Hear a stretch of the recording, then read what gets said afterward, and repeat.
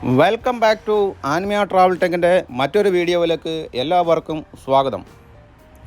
ഇന്നത്തെ എൻ്റെ യാത്ര കോഴിക്കോട് ജില്ലയിലെ മലയോര മേഖലയിൽ സ്ഥിതി ചെയ്യുന്ന ഒരു വെള്ളച്ചാട്ടത്തിലേക്കാണ്. കുമ്പിടാൻ വെള്ളച്ചാട്ടം. അങ്ങോട്ടേക്കാണ് ഇന്നത്തെ എൻ്റെ യാത്ര. കോഴിക്കോട് ജില്ലയിൽ മലയോര മേഖലയിൽ സ്ഥിതി ചെയ്യുന്ന ഒരു ഗ്രാമമാണ് കോടഞ്ചേരി. കോടഞ്ചേരിയിൽ നിന്നും ഏകദേശം 9 കിലോമീറ്റർ ഉണ്ട് ഈ പറഞ്ഞ കുമ്പിടാൻ വെള്ളച്ചാട്ടത്തിലേക്ക്. മലയോര മേഖല ആയതുകൊണ്ട് തന്നെ വളഞ്ഞും പൊളിഞ്ഞുമുള്ള ഒരു അടിപൊളി യാത്രയാണിത്. നേരെ നമ്മെ എതിരേൽക്കുന്ന ഗ്രാമത്തിൻ്റെ പേര് കോടഞ്ചേരി ടൗണാണ്. വികസനത്തിൻ്റെ പാതയിലായതുകൊണ്ട് തന്നെ ഈ ഭാഗങ്ങളെല്ലാം ഇന്ന് വലിയ വലിയ കെട്ടിടങ്ങളായി മാറിയിരിക്കുന്നു. ഇവിടുത്തെ റോഡാകട്ടെ ഇന്ന് വീതി കൂടിയ പുതിയ റോഡാണ്. കോടഞ്ചേരി ടൗണിനെക്കുറിച്ച് പറയുകയാണെങ്കിൽ ഇവിടെയുള്ള ജനങ്ങളെല്ലാം കാർഷിക മേഖലയെ ആശ്രയിച്ചിരിക്കുന്നു.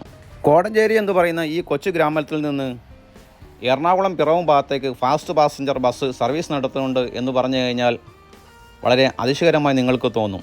ഈ കാണുന്ന ബസ് നേരെ എറണാകുളം പിറവം ഭാഗത്തേക്ക് പോകാൻ വേണ്ടി നിൽക്കുന്ന ഒരു വാഹനമാണ്. ഇതിനപ്പുറത്ത് തന്നെയാണ് കോടഞ്ചേരി ബസ് സ്റ്റാൻഡ്, ചെറിയ ബസ് സ്റ്റാൻഡ് തന്നെയാണ്. ഈ മലയോര മേഖലയിൽ നിന്നും ദീർഘദൂര ബസ്സുകൾ സർവീസ് നടത്തുന്ന KSRTC സമ്മതിക്കുക തന്നെ വേണം. അങ്ങനെ ഏകദേശം 8 കിലോമീറ്റർ യാത്ര ചെയ്ത് കുമ്പിടാൻ വെള്ളച്ചാട്ടത്തിൻ്റെ ആരംഭഘട്ടത്തിലേക്ക് ഇവിടെ എത്തിയിരിക്കുകയാണ്. ഈ കാണുന്ന വലിയ പുഴയിൽ നിന്നാണ് കുമ്പിടാൻ വെള്ളച്ചാട്ടത്തിൻ്റെ നീരൊഴുക്ക് തുടങ്ങുന്നത്. മലയോര മേഖല ആയതുകൊണ്ട് തന്നെ മുകളിലേക്ക് പോകും തോറും വലിയ വലിയ വെള്ളച്ചാട്ടങ്ങൾ നിരവധി ഇവിടെ സ്ഥിതി ചെയ്യുന്നുണ്ട്.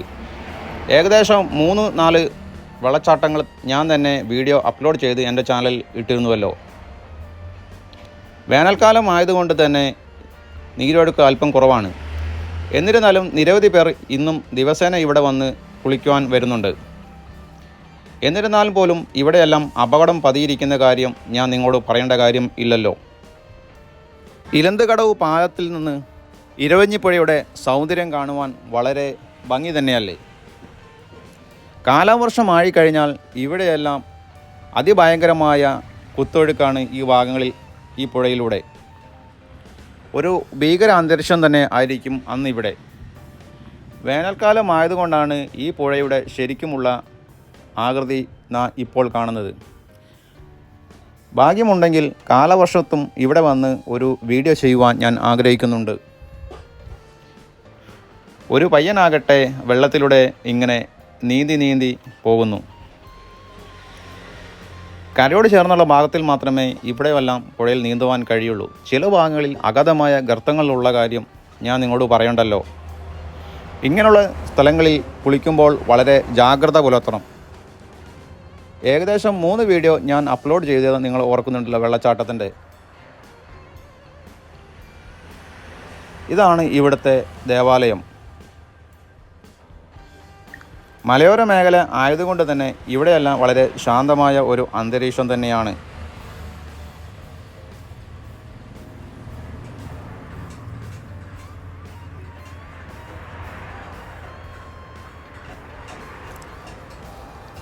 Cent Joseph Syro Malabar church, Pularampara. വളരെ അതിമനോഹരമായ ഒരു ദേവാലയം തന്നെയാണിത്. കാർഷിക കുടിയേറ്റക്കാരുടെ ഒരു ശാന്തമായ ഒരു അന്തരീക്ഷത്തിലുള്ള ഒരു ദേവാലയം. അങ്ങനെ ദേവാലയം കഴിഞ്ഞ് മുന്നോട്ടേക്ക് പോയപ്പോൾ ഇരവഞ്ഞിപ്പുഴ ഇവിടെ നിന്ന് വറ്റി വരേണ്ട ഒരു അവസ്ഥയിലാണ്. എന്നിരുന്നാലും ചെറിയ തോതിൽ നീരൊഴുക്ക് ഇവിടെയും ഉണ്ട്. ഇവിടെ ഇറങ്ങി കാഴ്ച പകർത്തുവാൻ അല്പം പ്രയാസം തന്നെയാണ്. എന്നിരുന്നാലും ദൂരത്ത് നിന്നുകൊണ്ട് കുറച്ച് കാഴ്ചകളെല്ലാം പകർത്തി ഏകദേശം ഒരു 300 മീറ്റർ മുന്നോട്ടൊക്കെ യാത്ര ചെയ്തു കഴിഞ്ഞാൽ ഇങ്ങനെയുള്ള കുത്തനെയുള്ള ഒരു ഇറങ്ങണം സ്റ്റെപ്പ്. ഇവിടെയാണ് കുമ്പിടാൻ വെള്ളച്ചാട്ടത്തിൻ്റെ അതിമനോഹരമായ കാഴ്ച. കാലവർഷമായി കഴിഞ്ഞാൽ ഇവിടെയെല്ലാം നീരൊഴുക്കാണ്. അതുകൊണ്ട് തന്നെ വഴുവഴുപ്പുള്ള പ്രദേശമായതുകൊണ്ട് തന്നെ ഇവിടെ ഇറങ്ങുമ്പോൾ വളരെ സൂക്ഷിക്കേണ്ട ഒരു അവസ്ഥ തന്നെയാണ്. അങ്ങനെയുള്ള ഒരു രസകരമായ ബോർഡ് ഇവിടെ മുകളിൽ കണ്ടിരുന്നു. നേരെ കുത്തനെ താഴോട്ട് ഇറങ്ങിക്കഴിഞ്ഞാൽ വളരെ ഭയപ്പെടുത്തുന്ന ഒരു അന്തരീക്ഷം തന്നെയാണ് ഇവിടെ. മഴക്കാലത്തെങ്ങാണ്ട് ഒഴുകി വന്ന വലിയൊരു മരത്തിൻ്റെ വേരാണെന്ന് തോന്നുന്നു.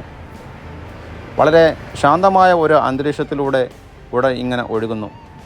മുകളിൽ കാണുന്ന ഒരുപക്ഷെ നിങ്ങൾക്ക് തോന്നും ഒരു തടയണ ആണോ എന്ന്. എന്നാൽ ഇത് മനുഷ്യനിർമ്മിതമല്ല, പ്രകൃതി തന്നെ ഉണ്ടാക്കിയ ഒരു തടയണയാണിത്. ഈ കാണുന്ന ഭാഗങ്ങളിലെല്ലാം ഇന്ന് നല്ല താഴ്ചയുണ്ട്. ഏകദേശം 3 ആൾ താഴ്ചയുണ്ട് ഈ കാണുന്ന ഈ ഭാഗങ്ങളിലെല്ലാം. ഇന്നാകട്ടെ ഈ ഭാഗങ്ങളിൽ നിന്നും ആരും അങ്ങനെ കുളിക്കുവാൻ വരുന്നില്ല. നിരവധി അപകട മരണങ്ങൾ സംഭവിച്ച ഒരു മേഖലയാണ് ഇത്. അതുകൊണ്ട് തന്നെ ഇവിടെയെല്ലാം ഒറ്റയ്ക്ക് വന്ന് വീഡിയോ പകർത്താൻ അല്പം ഭയം തന്നെയാണ്. ഇങ്ങനെയുള്ള വെള്ളച്ചാട്ടങ്ങളിലെല്ലാം ചെന്ന് വീഡിയോ പകർത്തണം എന്നുണ്ടെങ്കിൽ നിരവധി പ്രയാസങ്ങൾ അനുഭവിക്കേണ്ട ഒരു സിറ്റുവേഷനാണ് ഇന്ന്. ഏകദേശം ഞാൻ തന്നെ 3 വീഡിയോ അപ്ലോഡ് ചെയ്ത കാര്യം നിങ്ങളോട് പറഞ്ഞിരുന്നുവല്ലോ. കോഴിപ്പാറ വെള്ളച്ചാട്ടം ഞാൻ വീഡിയോ പകർത്തി അപ്ലോഡ് ചെയ്തതിന് 2 ദിവസം കഴിഞ്ഞ ശേഷമാണ് അവിടെ ഒരു മരണം സംഭവിച്ചത്. അതുപോലെ തന്നെ പതങ്കയം വാട്ടർഫാൾസ് ഞാൻ വീഡിയോ പകർത്തിയിരുന്നു. 1 മാസത്തിന് ശേഷം അവിടെയും ഒരു മരണം സംഭവിച്ചിരുന്നു. ഇങ്ങനെയുള്ള പ്രദേശങ്ങളിൽ ഇവിടെയുള്ള പ്രദേശവാസികളാരും ഇങ്ങനെയുള്ള വെള്ളച്ചാട്ടത്തിൽ വന്ന് കുളിക്കുവാറില്ല. അവർക്ക് ഈ പുഴയെ നന്നായിട്ട് അറിയാം. ദൂരത്തു നിന്ന് വരുന്ന നമ്മുടെ കൂട്ടുകാരുണ്ടല്ലോ, അവരാണ് ഇങ്ങനെയുള്ള പ്രശ്നത്തിൽപ്പെടുന്നത്. ഇങ്ങനെയുള്ള സാഹചര്യങ്ങളൊന്നും മനസ്സിലാക്കാതെ ഇവർ അങ്ങ് എടുത്തു ചാടും.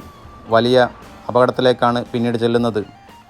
അതുകൊണ്ട് തന്നെ ഇങ്ങനെയുള്ള വെള്ളച്ചാട്ടങ്ങളിൽ കയറുമ്പോൾ തന്നെ ഇവിടെയെല്ലാം സൈൻ ബോർഡുകളുണ്ട്. എന്നിരുന്നാലും അതൊന്നും നോക്കാതെ ശ്രദ്ധിക്കാതെയും ഇങ്ങനെയുള്ള അപകടത്തിൽ ചെന്നുപെടുന്നു. അങ്ങനെ ഇവിടെയുള്ള വെള്ളച്ചാട്ടവും കണ്ട് ഞാൻ നേരെ അടുത്ത വെള്ളച്ചാട്ടത്തെ അന്വേഷിച്ചുകൊണ്ട് എൻ്റെ യാത്ര മുന്നോട്ടേക്ക് പോവുകയാണ്. എൻ്റെ ഈ വീഡിയോ നിങ്ങൾക്ക് ഇഷ്ടപ്പെട്ടാൽ ഒന്ന് ലൈക്ക് ചെയ്യുക, ഷെയർ ചെയ്യുക. കുമ്പിടാൻ വെള്ളച്ചാട്ടത്തിൻ്റെ നിരവധി ഭാഗങ്ങളിൽ ഇറങ്ങി ഫോട്ടോ എടുക്കണമെന്നുണ്ട്. എന്നാൽ അത് സാധിക്കാത്ത മട്ട് തന്നെയാണ്. കാരണം അവിടെയുള്ള പ്രദേശവാസികൾ നമ്മളോടുള്ള കാര്യങ്ങൾ പറയുമ്പോൾ നമുക്ക് അങ്ങോട്ടൊക്കെ എടുത്തു ചാടി വീഡിയോ ചെയ്യാൻ പറ്റാത്ത സ്ഥിതിയാണ്. എൻ്റെ ചാനൽ ആദ്യമായിട്ടാണ് കാണുന്നതെങ്കിൽ ഒന്ന് സബ്സ്ക്രൈബ് ചെയ്ത് സപ്പോർട്ട് ചെയ്യുക.